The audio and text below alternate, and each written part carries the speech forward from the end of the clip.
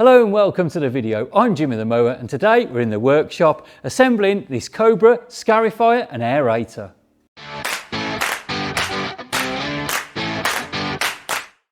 Well, we've got ourselves a new Cobra Scarifier stroke aerator. It's a 40 volt lithium-ion battery system and this particular model is the S3840V. Okay, now if you buy one of these, it'll no doubt come from a dealer up and down the country. If you go in there, they can pre-assemble these things for you. If, however, like me, you live out the way or you haven't got time to pop in when they're open, you can get delivered mail order. When it does arrive mail order, there is a little bit of assembly to do. It comes in a great box like this. It's actually, there's a lot of cardboard and a lot of packaging in there. It's really well packed up, so it arrives in great condition, but there are a few bits and pieces dotted around, so I've laid them out all on the bench in front of me here. Now, what I always suggest is the first thing, go and look at the instructions. But before you do that, get your battery and your charger and go and plug them in because we need to have this fully charged. When you read the instructions, it said, please fully charge the battery before first use. Now, the battery slides on and off easily like this. We can just pop it on and there you go. Plug that into any main socket and then it'll light up on the back. And when it's fully charged, all these lights will light up. I'll go and pop that on charge and then we'll come back and start assembling the handle. When we look in the instruction book, this is the photograph it gives us of the completed machine with some various numbers on there. There's a bit of technical data on there and then a little bit about assembly, fixing it into the lower handle into place of the brackets, etc, etc. But before you start, what I'd firstly do is make sure you've got all the bits.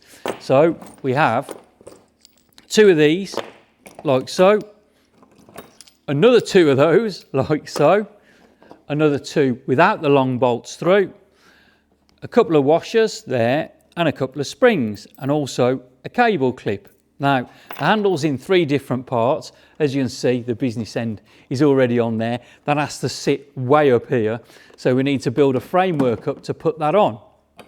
Now, this is the second part of the frame working down from the handle. It's got on there a little stop symbol, and this stop symbol, that just shows you that when you release the handle on there, or the dead man's handle as it's called, the machine will stop. Okay, so when you assemble it, you make sure that that's facing you so that you can read it. So if you're not operating the machine and somebody else is, they will understand the simple stop instruction. So that's the second piece that goes on, and then the first two pieces that go on are down at the bottom here. Now, I'll get these the right way round and I'll tell you for why in a moment. They're almost identical. In fact, they are really, they're just a mirror image of each other, but they have a small clip on there, a small cable clip. And when we put this together, we want this cable clip to be here at the back by me. So when we run the cable down the handle, it's tucked in there out of the way and not twisted round and onto the front, right? Now, these are easy to put on, he says, without trying first, but you have to be aware that you need to put a spring in there on the spindle. So the spring goes onto the spindle, then the handle goes on, and then one of these, that nut goes on the outside. And I can talk a good game, but putting it on, it might be a different story, but we'll have a go. We'll do it now. I'm pretty sure it'll be fine. And then there's a cable clip just to finish things off. So I'll turn the machine round now so you can see what I'm talking about, and we'll take it from there. Hopefully then you've got a great view of this spindle over here, because that's the bit we're working on. Now, first thing that goes on is the spring. We put the spring, slide it along there, and that's going to allow us to have this spring loaded to adjust the height. Now, these teeth on here, they grip in there and hold it in position, and these small blocks allow it to pivot slightly. Now, you can have it set at a lower angle if you're a shorter person, higher angle if you're a tall person. For me, I'm quite tall. I'm going to put it on the highest position possible. So we push that on and it fits on like so. That's gone on remarkably easy. So that's that. And then we put the washer on next, and the washer is just to stop the wear and tear on the actual handle bracket. Now, next we put this on. And we screw that on. It's the one without any thread. We're putting it onto there. Sorry, without the bolt going through. It is threaded, so it goes onto there. If I can just ease that on. right? Only goes on a couple of turns, because once it's on a couple of turns, it tightens up quite quickly. Now I just get this to the position it needs to be in and pull that up. Oh, that's it. How tight a fit is that? There you go, great. So I'll take some still photos. Oh, in fact, I can turn that a couple of turns more, look. Well, we've got that on now, and really tighten it up. So that's on there, and that's done. Now, a little tip when you're putting these handles on, what I always do, when they're down here on the outside of the machine, I have the handles so they're upwards. Now, a lot of people put them so they're down. In reality, it doesn't really matter which way you put it. You've only got to pull them to release it. It depends how often you'll be doing it. But when you're working these machines on a lawn, scarifying, aerating, you may be around sort of shrubs, rose bushes, that sort of thing. And when you're doing that, if these are up, anything that brushes past comes over the handle and doesn't get caught. Whereas if like it's down the other way and you're brushing up against it, then it can get trapped in there and you're sort of pulling backwards and forwards. But anyway, there you go. So that's tight on there. So that's nice and tight on this one. I'll just spin it round and I'll do the other side. Well, after doing that side without being able to see what I'm doing, this side should be a real doddle. I'll just show you again. There's the little bits inside. These are the teeth that lock in to stop it moving, and these are the blocks that do allow it to pivot when we undo the handle, and the spring will push it out. Now, again, this is the wired side, so we'll make sure that that clip is on the inside facing me. And we'll put this on. That is a point actually. These come out of there, so when you push them back in, you just make sure that the holes are lined up. You might be able to see through there, I'm not sure. But the hole's lined up there, so it goes right the way through, okay? And then when it slides on, it's easy to do. If you have a bit of a problem getting it on, you can just twist this around, lift it up and down slightly until you get the desired level. Now we'll push this on again. I'll put that to, I think that's the highest setting it will go on. Then we put the washer on next. Now it doesn't really matter what settings you have these on, you just got to make sure they're level with each other and even, or else you won't be very comfortable when you're operating the machine. Now that's twisted on. God. How easy is that when you're looking at what you're doing? Makes a world of difference. Right, I'll just clip that on, and that's on there. And then I can actually just tighten this one up a bit again, being as we're on. And done. There's just enough room here, catching just on the edge of the machine. There's just enough room to do it. So that's nice and tight, and they're both done and in position. Now we'll move on to the next part of the handle. Next then, we have the centre section of the handle. Now, this is easy to fit in, just 2 bolts, 2 handles, as you can see, but we just need to undo these first. We'll undo this and take the washer off. Now, the reason we undo it is there's a square on there, coach bolt head. So, and the square fits through on this side of the handle, and the square locks in place. So when that's locked in place, it won't move, and then you can turn the handle at will to raise and lower the handles, or bend the handles over for storage, and that will stay exactly where it needs to be. I'm just going to separate this one as well.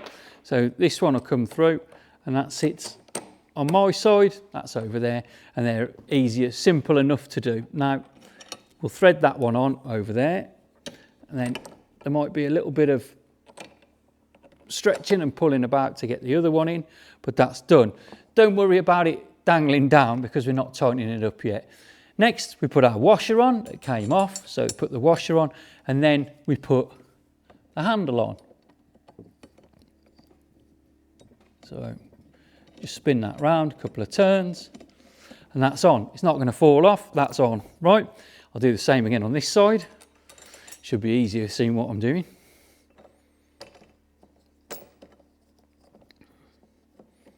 And we'll spin this one round and done. So once they're done and in place, we can lift this up, and then we can try and lock it in. As simple as that. Now I'll try and lock this one in again. Right, that's that. And then once they're locked up in the locked position. If you need to, you can just adjust it slightly to make sure it's solid. I'll adjust this one. If at any time you want to tighten it up and get a real sort of tight finish on it, you can just undo that slightly. I'm trying to work out which way it goes. Lefty loosey, righty tighty, that's it, isn't it? So it goes that way. You then undo it, and then you move the handle up and down, and then you can snap it back in, and then you can tighten it up again when it's in. And you haven't got to worry about any wear on the handles because the washer behind there is spreading the load. Now that's a good solid handle. Next, we're going to put the business end on where all the switches and bits and pieces are. Stage 3 of the handle then. Now, as you can see, I've laid the machine down, which is the beauty of these battery operated machines, because with a petrol engine with oil in there and fuel in there, you can't do this, can you? So it's really handy. Now, I'm just repeating the same procedures yet again for this bit, so there's no need for a close-up. It's just basically the same bolts, just go through the square hole, so they lock themselves in place, and then we lift that up and put that into there. The only thing I do suggest is if you're doing this on a workbench, put a piece of wood the other side of there like I have, just to chock it up so it doesn't roll off. Then that can go on there, and then I'll do the same over here just to hold the handle in place. That's that. And then the washer on. Now, as I was saying before, you don't have to worry which position these handles are in when you start to tighten them up, because they're adjustable anyway. So we just tighten that one up. And put that on. That's nice. And then we'll just do this one over here. Just a little thing. Sometimes the little hole in the centre there on that captive sort of bolt that runs through, it might not be square. You can get a bit of something, just poke it in there, or use one of the long bolts out there and just adjust it to where it needs to be, so you can get it on and tighten it up. So, but I mean, fortunate with these, I think they've all been in line, haven't they? So again, we just tighten this up, turn it round. Oh, that is nice and tight. I can always give it just one more, just to make double sure, and I'll just tighten up on this side as well. That's it. So handle's all done. Now with a cable, we'll run this down. Oh no. I've made a mistake here, look, I've made a mistake. Look at this with a cable. I've got it running through. I've got it through on the inside here, and then I've got it looping to the outside there. So, luckily, they're easy to do. We can just undo this, can't we? It's no bother really, just undo that and take it out. Now, it's not really important that the cable runs down there. It's just when I'm putting things together, I like everything to be in line. I know then if I'm running the cable down on the inside that I'm not going to snag things or get into any bother. It just eliminates all the risks and just makes everything look a little bit tidier for me anyway. Right, so if you do make a mistake, you can just pop it back on. And there's no bother, is it? It was quick enough to change. He says, trying to put the, fumbling around, putting the handle on, the block. I don't know, it's done. So that's that. And then tighten it up, nice and tight. Make sure when you tighten them up, actually, I never said before, that the squares sit in the little recess bit, because they really give it some strength. Now, we'll need a small loop of cable at the bottom, and then we put that in there. And then I always leave a loop of cable at the top.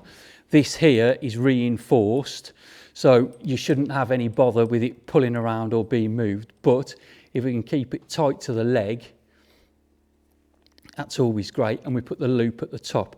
So you will know when you're operating the machine that if this loop ever gets pulled down and is tight, you know you've snagged something, and that's always in your eye line when you're operating the handle. So there you go, that's the machine all put together and done. Right, we'll just get a close-up of that, and that's enough. Well, the handle was a piece of cake really, wasn't it? There's no bother at all. Now we've just got to put the collection bag together. Now, collection bag's not an essential piece of kit.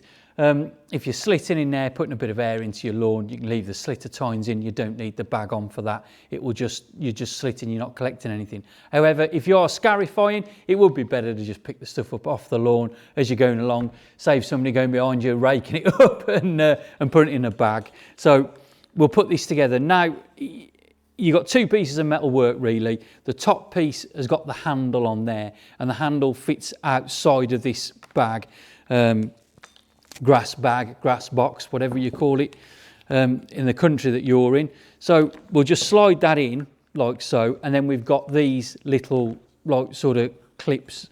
This can be a little bit of a pain. Now, they're designed to sit on there very snugly, which is great, and they do a great job. But sometimes a little bit tricky to get on, especially when it's a bit chilly, like I am today, and this plastic is a little bit chilly too. Oh, but there you go. This one isn't bad at all. Oh, he says as it pops off again. But if you just work from one end, we put one end on, then as we work along, we can just clip that on and it starts to go on. That's it. Once you're over halfway, it's sort of the rest of it just follows suit. And that's the top piece on, look. There you go. Now, you know you've got it the right way round because it'll have Cobra written on the side and you can see the Cobra. If the Cobra's upside down, then you need to start again. All right. Now, these two little bits, these actually fit into these reinforced sleeves on the bottom side of the frame. Now, I've never put this together before, so I'm not really sure what's the best way to do it, but I should think if we put the frame together, first. It's a bit stiff over that side. That's it. Put the frame together first. Let's hope it's the frame together first, because that clicked in there. I don't think it's coming out again. But put the frame together first, and then we can put this bit on. Right, okay. So it looks like that goes on the inside. Clips on there. Then that will go on the inside and clip on there. Again, like we mentioned about the cable, these sort of clips on the inside. It's a lot better, isn't it, really? And then we'll pull these down. I might have to end up undoing all of these and starting again, because if it's too tight for the bottom one there to go on, it might be a bit tricky, but we'll see how it goes. Oh, so far so good. I'm happy with that. And turn it round. You can see now we've got the bottom bar.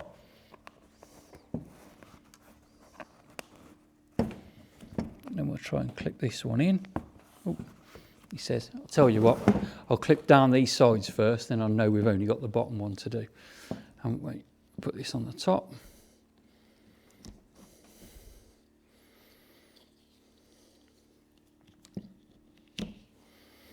Then those clip round on the side.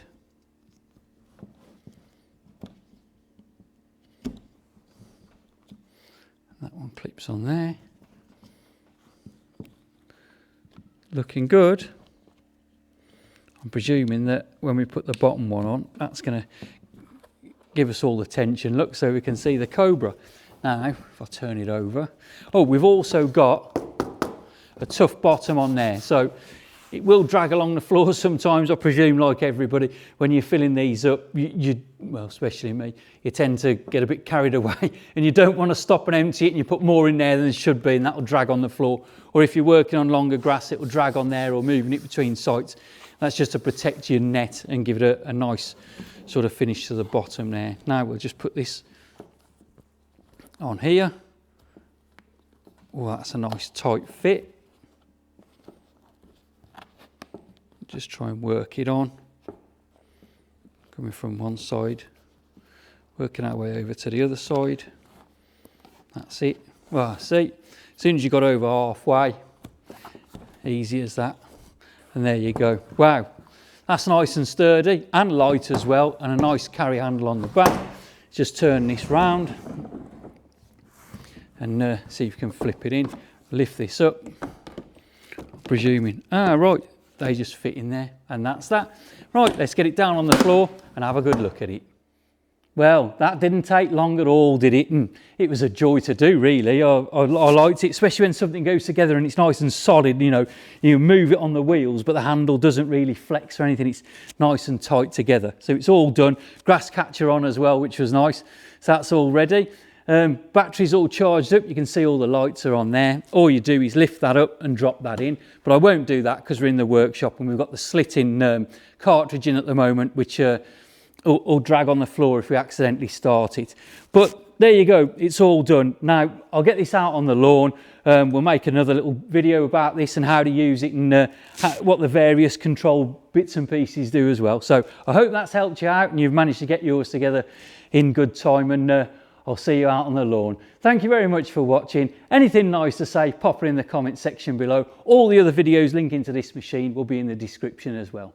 I'm Jimmy the Mower. I'll catch you on the next one.